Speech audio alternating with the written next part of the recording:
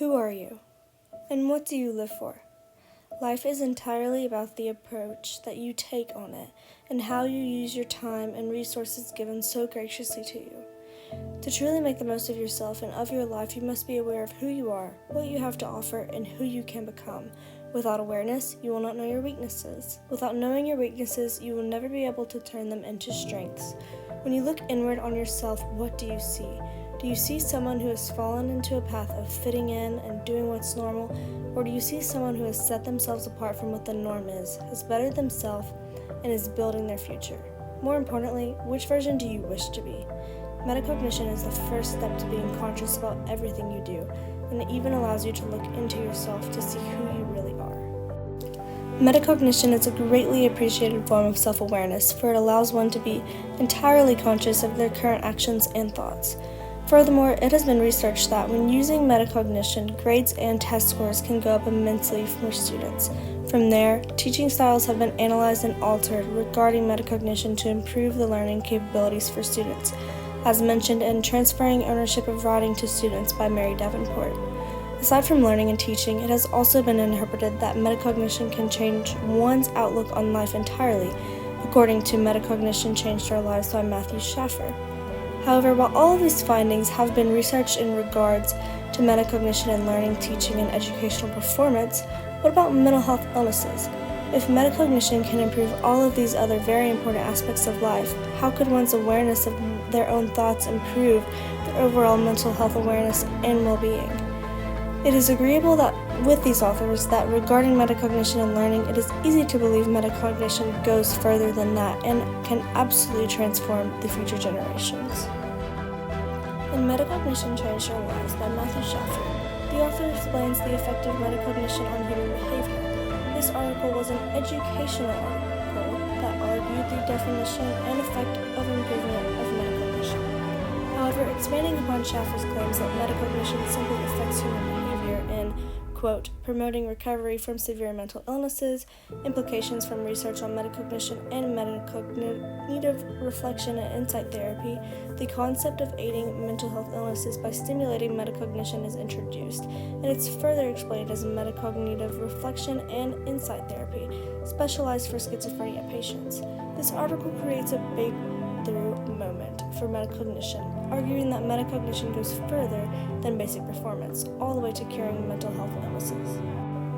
By using metacognition to look inward upon the self, mental health illnesses can begin to be coped. One of the leading causes of depression is in the form of learned helplessness, in which one's depression simply stems from the sense of pity that the self is learned. By looking inward using metacognition, a breakthrough moment may occur that the helplessness is simply reasonless for the individual, giving freedom to that individual. Allowing yourself to look inward using metacognition expands your mind to the things that may really matter and really bring your happiness. Metacognition can begin with asking yourself, what do you live for? On another note, in Transferring Ownership of Writing to Students, Mary Davenport describes the importance and effect of allowing students to collaborate to analyze their work, rather than relying on one instructor's opinion for validation. The author begins by explaining her goals for her students and progresses into the system of allowing students to analyze each other's work, as well as the effect it has on students' learning and writing experience. This article disagrees with regular teaching styles and suggests that modern teaching styles are better to improve student knowledge and success. However, once again, metacognition goes much further than just a changed teaching style in terms of student performance. In How Long Global Metacognition Shaped Mental Health, the article explains that local and global metacognition are actually neurocognitive markers for psychopathology. Furthermore, based on this article, studies showed that there are correlations between symptoms of various mental health illnesses and metacognition. Additionally, the article explains the correlation between low self-esteem and depression resulting in poor performance, explaining a local confidence could depend on a global standpoint. This argument suggests that low self-esteem and depression can affect performance, which would apply to classroom performance, creating a potential argument that is not the teaching style that affects the performance, but rather the student's overall mental health and their mental state, which stems from metacognition. When performance is improved through metacognition, so is confidence. Accomplishments are key in your growth, your outlook, and your inspiration. Living a life in which you inspire yourself is one that you will eternally feel full. Feeling full allows you to keep going, keep accomplishing, and keep living. These accomplishments are not made by conforming to your surroundings, nor by participating in things that society suggests that are normal, but by setting yourself apart from the rest. Set yourself apart, live for the life you are constantly dreaming of, and act on it. Using metacognition to allow yourself to look inward is the first step in creating this life.